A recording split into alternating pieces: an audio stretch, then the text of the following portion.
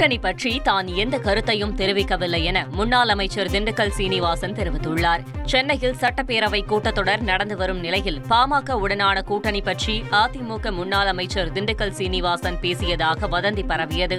இதுகுறித்து கருத்து தெரிவித்த அவர், கூட்டணி பற்றி பொதுச் செயலாளர் தான் முடிவு செய்வார் என்று பதில் அளித்துள்ளார். இப்ப எந்த பேட்டி கொடுக்கல, நீ எந்த பதிலும் என்ன கேட்கல, இல்லன்னு வச்சுக்க, நீ என்னைய போட்டு சரிங்க, நன்றி. சொல்லுவேன் தம்பி, நான் என்ன பயப்படுவேனா? நான் பேச மாட்டேன்னா? எப்ப இதுல நான் பேசக்கூடிய விஷயம் இல்லை, பொதுச் செயலாளர் தான் பேசணும். நீ பார்த்து ஒரு ஆளை டேமேஜ் போடுறது நல்லா இருக்கு. நம்ம அவன் பாட்டு இப்போ ஒரு 10 பேர் எம்எல்ஏக்கள் வரோம், பேசிட்டு போகிறோம். அவங்களாம் நீங்களே ஒரு யூடியூப்பில் எடுத்து போட்டுக்கிட்டா உங்களுக்கு பரபரப்பு, அதுக்கு நாங்களா பொறுப்பு.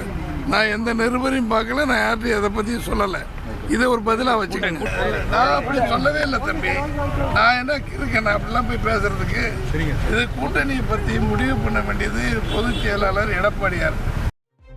நெல்லை அதிமுக அமைப்பு செயலாளர் கருப்பசாமி பாண்டியன் மறைவை ஒட்டி அவரது உடலுக்கு அதிமுக பொதுச் செயலாளர் எடப்பாடி பழனிசாமி, முன்னாள் முதல்வர் ஓ பன்னீர்செல்வம் ஆகியோர் நேரில் சென்று அஞ்சலி செலுத்தினர். அஞ்சலி செலுத்திய பின் எடப்பாடி பழனிசாமியும் ஓ பன்னீர்செல்வமும் தூத்துக்குடியிலிருந்து சென்னை வருவதற்கு ஒரே விமானத்தில் டிக்கெட் முன்பதிவு செய்யப்பட்டு இருந்தது. இதனையடுத்து எடப்பாடி பழனிசாமியுடன் ஒரே விமானத்தில் பயணம் செய்வதை தவிர்த்த ஓ பன்னீர்செல்வம் நெல்லையில் அஞ்சலி செலுத்திவிட்டு காரில் மதுரை வந்து விமானத்தில் சென்னை திரும்பினார். செய்திகளை உடனுக்குடன் தெரிந்து கொள்ள உடனே சப்ஸ்கிரைப் பண்ணுங்க.